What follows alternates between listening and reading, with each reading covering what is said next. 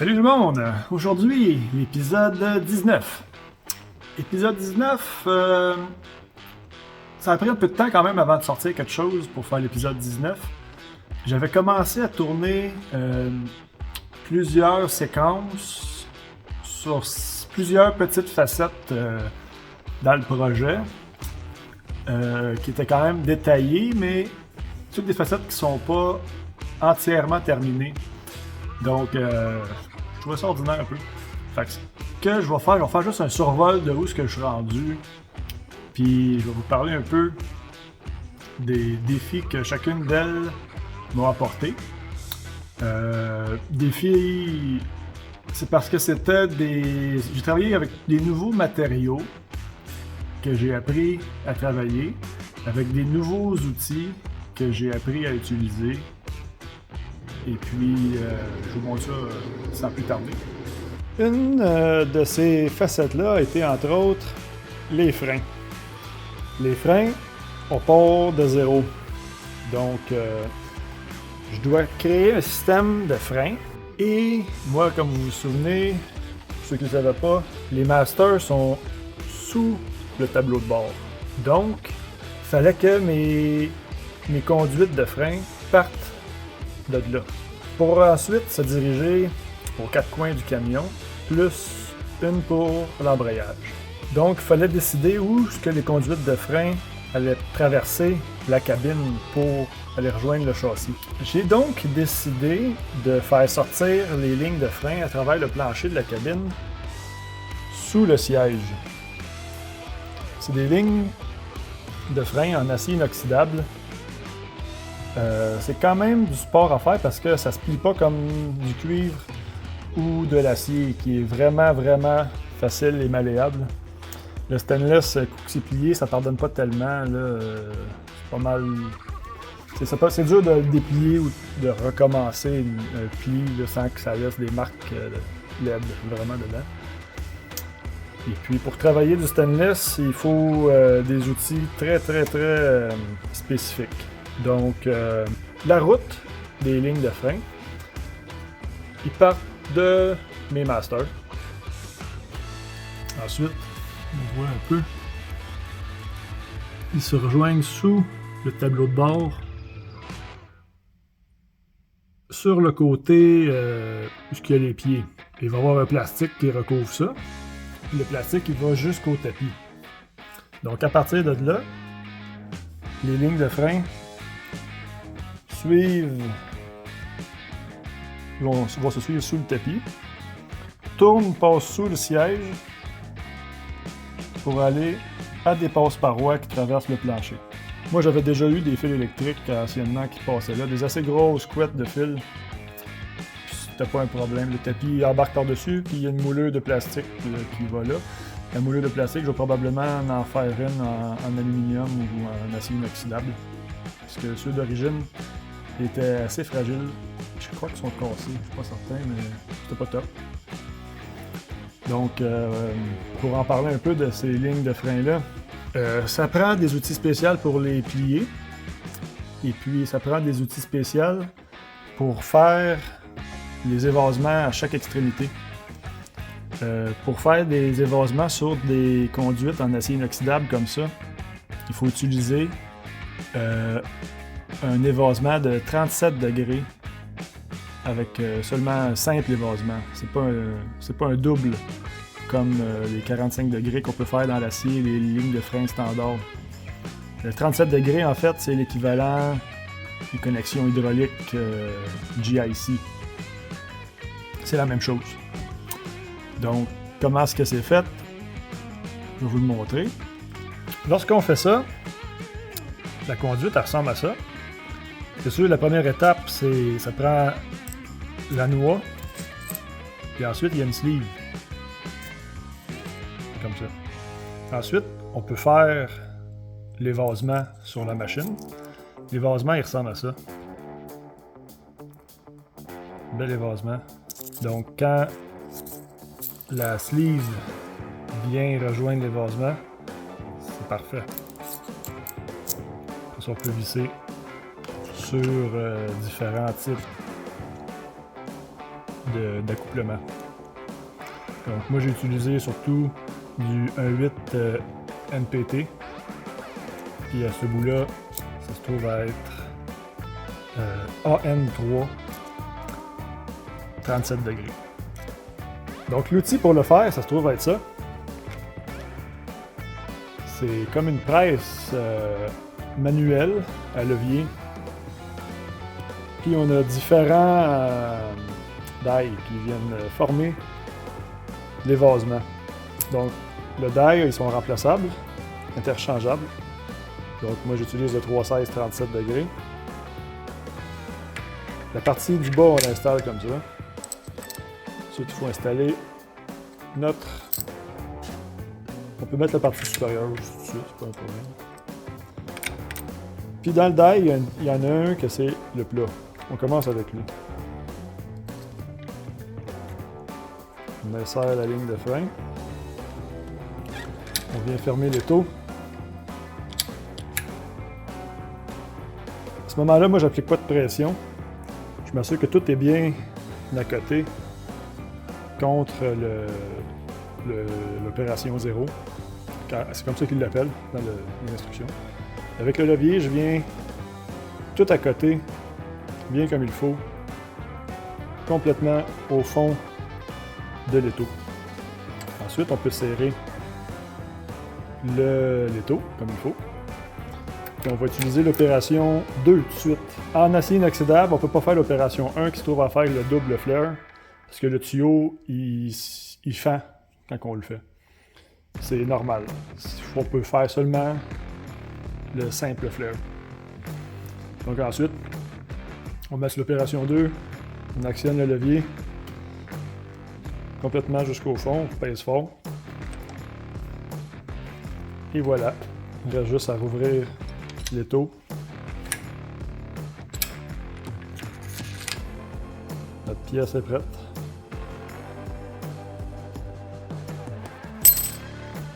J'ai dû utiliser aussi différents outils pour courber les lignes à frein. Ça en est un, entre autres, qui va quand même correct. Je peux pas dire que c'était parfait tout le temps, mais ça a fait aller. Très simple.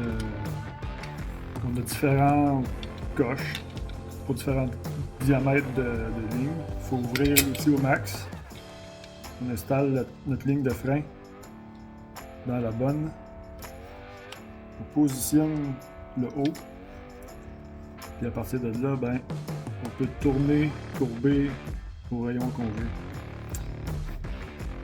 Comme ça a l'air à bien aller. Le défi que j'ai rencontré, c'était dans certaines positions sur le camion, le rayon sur ma pièce devait être fait à une distance vraiment proche du bout. Et le problème, c'est que à certains moments, c'était tellement proche que ça ne rentrait pas dans le die. Donc, il fallait que je fasse l'évasement avec toutes les pièces en premier sur la ligne et que je vienne faire les courbures après. Ça réduit beaucoup la marge de jeu parce que après ça, tu ne peux plus la recouper. Normalement, c'est quand même facile. Tu t'en laisses un peu plus long. Puis quand vient le temps d'arriver à un endroit, ben tu peux mesurer, couper, puis tu fais ton évasement. Mais dans certaines positions, j'ai pas pu faire ça. Fait qu'il a fallu que je calcule précisément la longueur que mon morceau allait avoir, et que je fasse tout avant. Ça, c'est le bout qui a été un peu plus rock'n'roll. Surtout quand que tu fais le premier, que tout est fait, puis tu viens pour le mettre dans le die, puis tu te rends compte que ça rentre pas dans le die.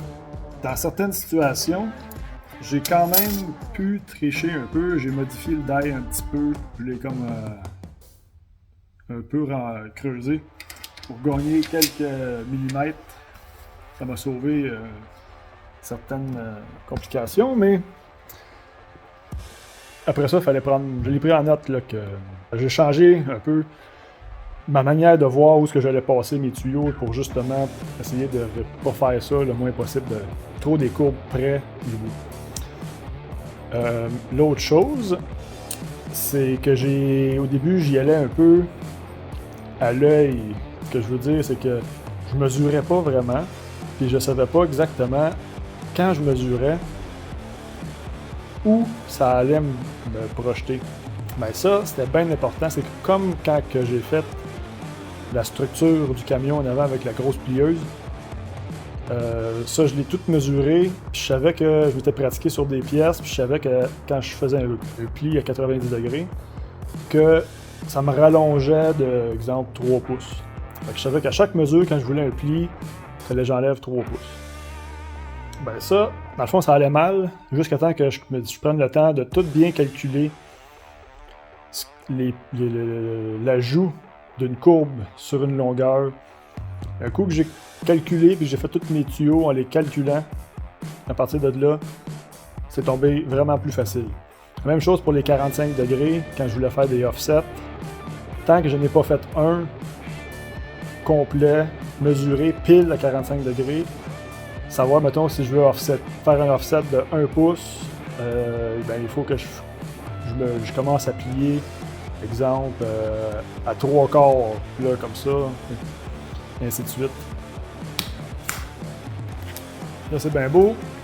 J'ai les lignes à frein qui vont des masters au plancher. Il a fallu les fixer, ces lignes à frein-là. Pour les fixer, j'ai fait des inserts qui sont riftés.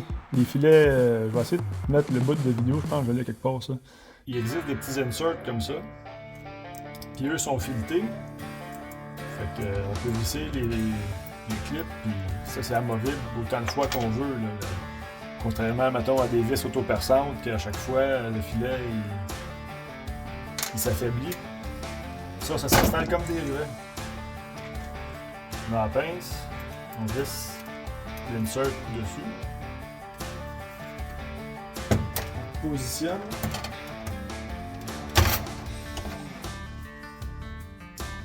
Puis on tire. Comme ça.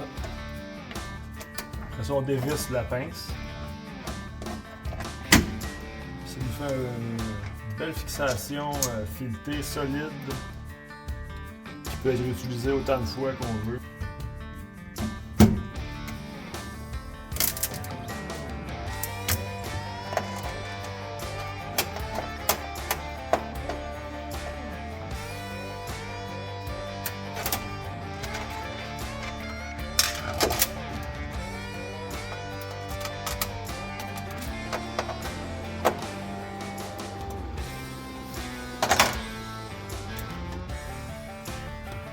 Donc, la seule chose que j'avais pas figuré, c'était que quand j'allais fixer les clips, ben, le boulon allait être dans les jambes de l'autre ligne.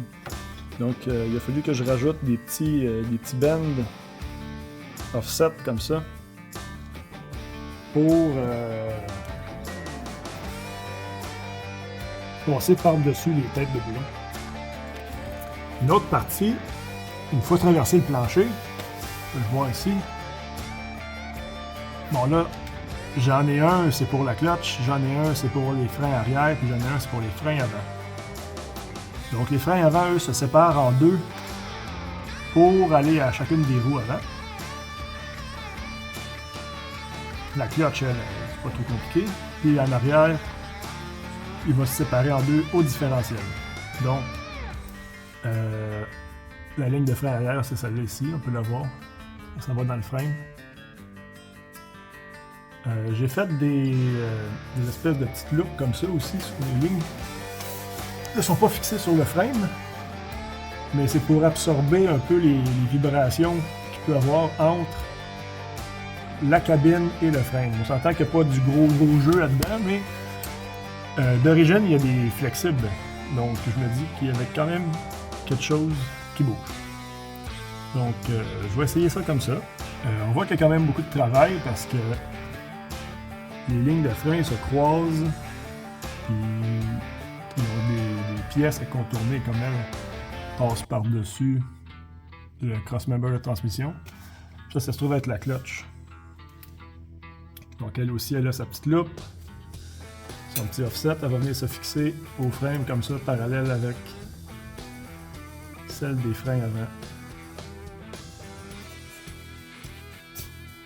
Ici, j'ai fait un autre petit check dedans, offset comme ça, qui va rejoindre le frame pour pouvoir mettre une clip pour la fixer au frame. Là, ensuite, on a le T ici. Donc le T, lui, il y en a une qui va à l'avant. Sur le frame, elle monte, puis elle tourne vers la roue. Celle pour l'autre roue, côté passager, la ligne de frein, elle va se fixer sur le crossmember de transmission. Elle passe par-dessus le support. Elle tourne, puis elle vient rejoindre le frame. Elle va être fixée là, pour ensuite suivre le frame, puis faire comme l'autre. Elle monte, puis elle s'en va vers la roue. Ça, c'est toutes des vieilles affaires qui avaient été faites dans le temps, un peu mal placées, avec peut-être pas le meilleur stock. Ça va tout être grindé pour recommencer, ça. Ça aussi. Tout grinder ça bien comme il faut, puis... Je suis confiant que c'était solide, mais c'était pas bien beau. Ensuite de ça, il y a eu le réservoir d'huile. Le réservoir d'huile, ça j'ai filmé, je vous montre ça. La manière qui est faite, il y a 4 trous pour la fixer, ça va à plat sur le firewall. Puis les sorties rentrent dans la cabine par là. Pour tester ma position, voir c'est où le maximum que je peux aller, parce que le maximum, c'est important de l'avoir. Je me suis fait une petite boîte de carton avec du tape comme ça qui colle.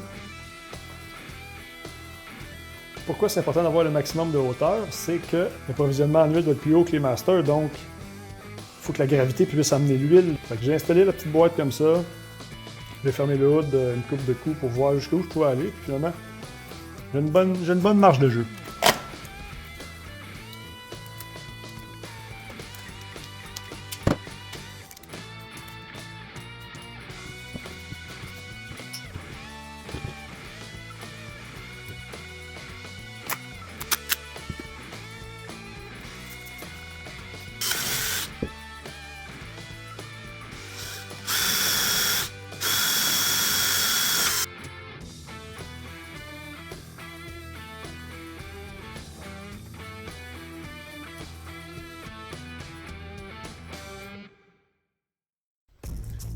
Une autre partie du projet que j'ai attaqué, c'est le filage. Le filage, c'est pas que c'est compliqué, c'est qu'on part de loin. Il n'y a plus aucun fil dans le camion. Aucun. Zéro. On parle de tout. Plus de vitre électrique, il n'y a plus de fil pour les lumières, il n'y a plus de fil pour les clignotants, il n'y a plus de fil pour les speakers. Il n'y a plus rien. Zéro fil. Donc, pour le moteur, c'est la même chose. J'ai acheté le Terminator X de Holley. Il vient avec une couette électrique universelle pour adapter sur n'importe quel LS standard. Le kit est vraiment très bien fait, la qualité est incroyable. Sauf que il est adapté pour un LS standard. Donc, les sensors sont pas aux mêmes endroits que moi sur le moteur. Donc, les longueurs correspondent pas bien à où moi je dois passer mon filage. Donc il a fallu que je modifie ou que je trouve une solution en tout cas pour rendre ça beau, parce que l'idée aussi c'est de pas voir de fil le moins possible. Donc si on voit des fils, il faut que ça soit chic. Pour ça, ce que j'ai décidé de faire, j'avais fixé le Terminator X en arrière dans le coffre à gants, où il y avait les coussins gonflables. Là, c'est encore le bordel un peu, mais il y a une couette qui, elle, va descendre au pied, sous le tapis, pour s'en aller près du tunnel à transmission. Le tunnel à transmission, lui, il va être amovible. Ça va être un couvert que je vais fabriquer probablement en fibre de carbone. Et puis lui, les fils vont traverser cet endroit-là. où est-ce qu'il y a la transmission. Tous les fils d'origine du Terminator X se rendent à cet endroit-là facilement. J'ai décidé de traverser là parce que comme ça, les fils ne traversent pas le firewall. Puis ils vont être plus faciles après ça à dissimuler sous le moteur ou sur les côtés à partir de la transmission. La transmission, on ne la verra pas du compartiment moteur, donc ça me laisse une marge de jeu pour bien configurer toute la route de chaque fil. Ce qui veut dire que ces fils-là tombent tous vraiment trop courts parce que là, on s'en va pas. Normalement, c'est fait pour traverser le firewall direct. Fait là, ils sont tous vraiment trop courts, on s'en va sur l'autre bord. Donc, l'idée était que, une fois traversé le tunnel, tout devait se connecter sur la transmission. Donc, sur mon moteur, j'ai fabriqué une braquette. Tous les fils se rejoignent ici. Puis, ce que ça me permet aussi, c'est que si je veux sortir le moteur, j'ai juste à ouvrir mon couvercle sur le tunnel. Je défais tous les connecteurs, clic, clic, clic, clic, clic. Je rembarque la couette dans le truck, puis on est prêt à sortir. Il va rester seulement que le fil du starter et de l'alternateur à déploguer. Tous les fils venaient avec des gaines de plastique comme ça. C'était des belles gaines. C'est pour ça que la qualité était quand même très bonne. Sauf que je voulais que ça soit un peu plus équilibré, on pourrait dire, avec le reste du moteur qui est quand même beaucoup axé sur le argent, le poly, stainless, aluminium brut. Les lignes à gaz vont être aussi en stainless stressé. Sauf que c'est quand même un peu du sport à faire. Ce que moi j'ai fait, c'est que pour faire ça, ben il faut, quand on a un fil comme celui-là, il faut enlever le connecteur au bout pour pouvoir insérer les fils à travers la gaine. Parce que la gaine, elle s'étire, mais il y a une limite. Et puis, j'ai remplacé les gaines de plastique par des gaines en silicone. Des gaines en silicone un peu comme celle-là. Ça, c'est fait pour la haute température, mais vraiment la très très haute température. C'est du matériel industriel. Donc, chaque couette traverse une gaine comme ça, haute température, puis est ensuite recouverte par la gaine en acier inoxydable tressé. Je suis quand même très satisfait du résultat à date. Il me reste deux fils, je crois, à finir. Celui pour le capteur de pression d'essence, puis celui pour le capteur de pression d'huile. Je suis très content du résultat. T'sais, au moins, les fils qu'on va voir sont pas plates à regarder, je trouve. T'sais, comme ça, ici en arrière, on va les voir, ces deux-là, on n'a pas le choix. Mais c'est propre. Donc, c'est là que j'en suis pour l'instant dans le projet. Je suis quand même satisfait de comment ça a avancé par rapport à mon échéancier que j'ai fait. En fait, je suis arrivé au point du Blitz Block pile au mois de janvier, comme c'était prévu. C'est sûr qu'il y a des étapes que j'ai sautées. En fait, je les ai pas sautées, je les ai échangées avec d'autres étapes qui étaient un petit peu plus tard finalement, mais que j'ai pris une certaine avance pour m'assurer que les pièces étaient bonnes et que ça allait bien fonctionner. Puis j'ai quand même bien fait parce qu'il y a quelques pièces que finalement c'est pas tout à fait ça que ça aurait pris, tu sais, des fittings. J'avais commandé des fittings en me disant ok on va passer comme ça, on va faire ça comme ça, mais finalement ça prend autre chose. Il y avait moyen de moyenner, mais c'est des pièces que je suis capable de repasser ailleurs ou à un autre moment de vie. Donc, pas pris de chance, on commande les bons morceaux. Il y a entre autres les lignes à gaz que j'avais pas commandé la bonne série de hoses. Ça, en voulant faire un test aussi, justement, comme ça, je me suis rendu compte que c'était pas les bonnes lignes à gaz, fait que j'ai commandé la bonne affaire. Fait que tout ça, ça avance. Pour la suite, En fait, il me reste un peu de travail à faire sur l'intake que j'ai modifié. Je vais vous montrer ça dans un autre épisode. Il y a quand même pas mal de stock qui a avancé sur l'intake. Comme je disais, c'est un petit projet en soi, l'intake, de modifier ça puis de rendre ça un peu plus esthétique. Il y a le radiateur aussi. Le radiateur, il y a eu quelques péripéties justement. J'avais commandé un kit de chez Summit.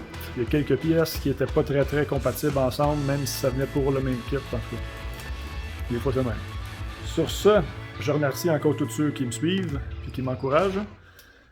S'il y en a qui n'ont pas, encore, qui sont pas abonnés, je vous invite à le faire aussi. Ça va être très apprécié. Et j'ai aussi maintenant un peu de... J'ai des t-shirts puis des hoodies. Si jamais il y a du monde qui voudrait avoir un t-shirt ou un hoodie de Badass Motorsport, je vais vous le montrer.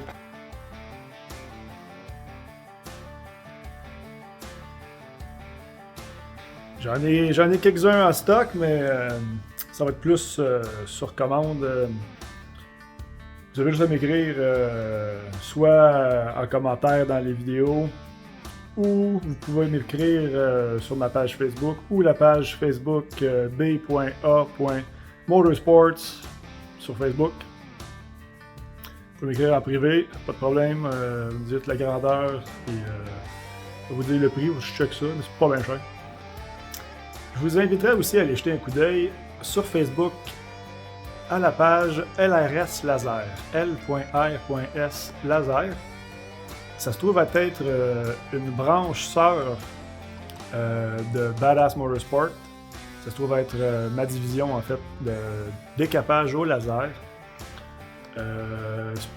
Décapage de rouille, peinture, traitement de surface, corrosion sur les métaux et autres. C'est très large en fait ce qu'on peut faire avec ça. Je vous invite à aller jeter un petit coup d'œil, il y a quelques petites vidéos de démo, mais il va y avoir beaucoup de travaux de décapage au laser que je vais faire sur le camion ou des pièces en parallèle. Donc, je vous invite à aller regarder ça. N'hésitez pas si vous avez des projets ou des questions, ça va me faire plaisir de vous y répondre. Et puis, encore un gros merci, puis à la prochaine. Bye bye!